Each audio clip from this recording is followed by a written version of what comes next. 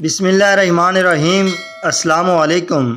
ایک بزرگ کا واقعہ ہے کہ ایک دن ان کی فجر کی جماعت چھوٹ گئی۔ جب وہ مسجد کے دروازے پر پہنچے تو دیکھا جماعت ختم ہو چکی ہے۔ فجر کی جماعت چھوٹ جانے کا ان کو بہت افسوس ہوا۔ دوسری رات جب وہ سوئے تو فجر کی نماز کے وقت کوئی صاحب ان کے پاس جگانے کے لیے پہنچ گئے۔ جلدی سے ان کو جگایا تاکہ وہ فجر کی نماز پڑھ لیں، کہیں ایسا نہ ہو کہ جماعت چھوٹ جائے۔ بزرگ نے اس کا ہاتھ پکڑ لیا اور پوچھا، تم کون ہو؟ کہاں سے آئے اور کیسے آئے؟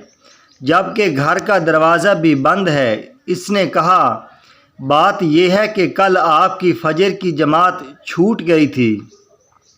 میں نے سوچا کہیں ایسا نہ ہو آج بھی چھوٹ جائے، اسی لیے میں بیدار کرنے آیا ہوں۔ بزرگ نے فرمایا، یہ بات تو ٹھیک ہے لیکن دروازہ بند ہے، تم اندر آئے کیسے؟ کس کی اجازت سے اندر آئے اور تم کون ہو؟ صاف صاف بتا دو ورنہ میں تمہیں نہیں چھوڑوں گا۔ اس نے کہا، میں شیطان ہوں اور آپ کو جگانے آیا ہوں۔ بزرگ نے فرمایا، شیطان اور نیکی؟ ارے نیک کام سے تمہیں کیا غرض؟ تم نے میرے ساتھ یہ نیکی کیسے کی؟ اس میں بھی ضرور تمہاری کوئی چال ہے۔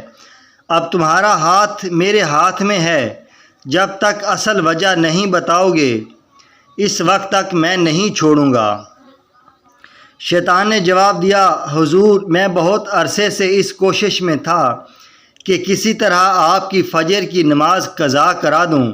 برسوں کی محنت کے بعد تھوڑی سی کامیابی ہوئی تھی۔ اگرچہ میں آپ کی نماز قضا تو نہیں کرا سکا لیکن گزشتہ کل آپ کی جماعت چھڑوا دی۔ اس وقت میں بہت خوش ہوا کہ چلو ایک قدم تو آگے بڑھا۔ آج جماعت نکلی، کل نماز بھی قضا ہو جائے گی۔